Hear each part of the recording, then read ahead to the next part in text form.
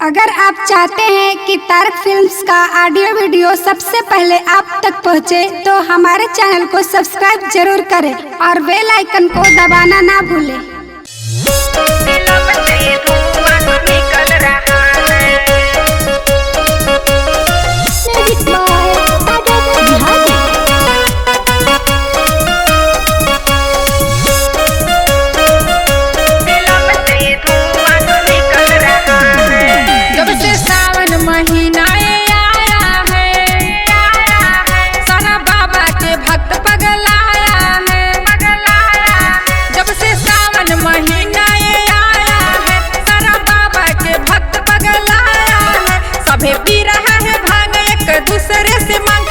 पी रहा है भांग एक दूसरे से मांग, कोई हाथे गाजा मल रहा है।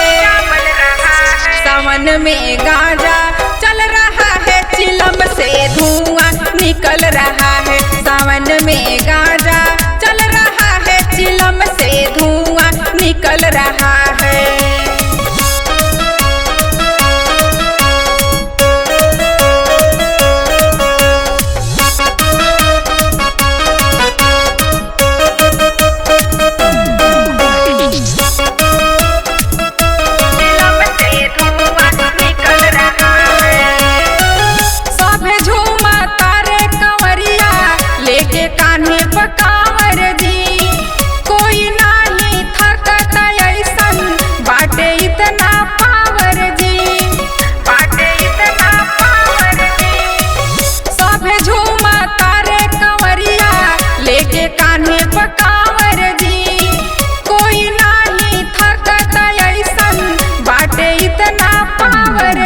सभे बोले बम बम भरपूर लेके दम, सभे बोले बम बम भरपूर लेके दम, किसी से ना कोई जल रहा है।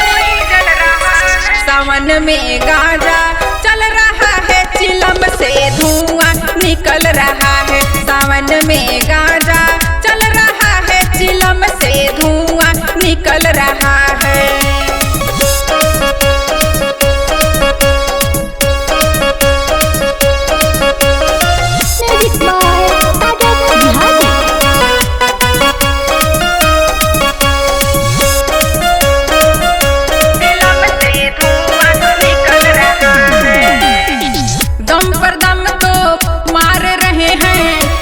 देखो उपेंद्र बम कह रहे हैं सभी कंवरिया, से नहीं है हम भी कम, से नहीं है हम भी कम।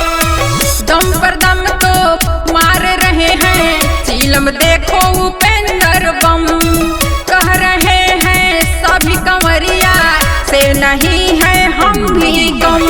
भक्ति में मगन हुआ है गगन, भक्ति में मगन हुआ है गगन, कंवरिया झूम रहा है।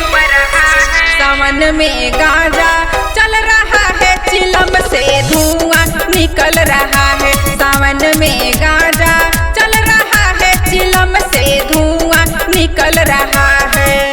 जब से सावन महीना आया है, सारा बाबा के भक्त पगलाया है। सभे पी रहा है भांग एक दूसरे से मांग, सभे पी रहा है भांग एक दूसरे से मांग, कोई हाथे गाजा मल रहा है।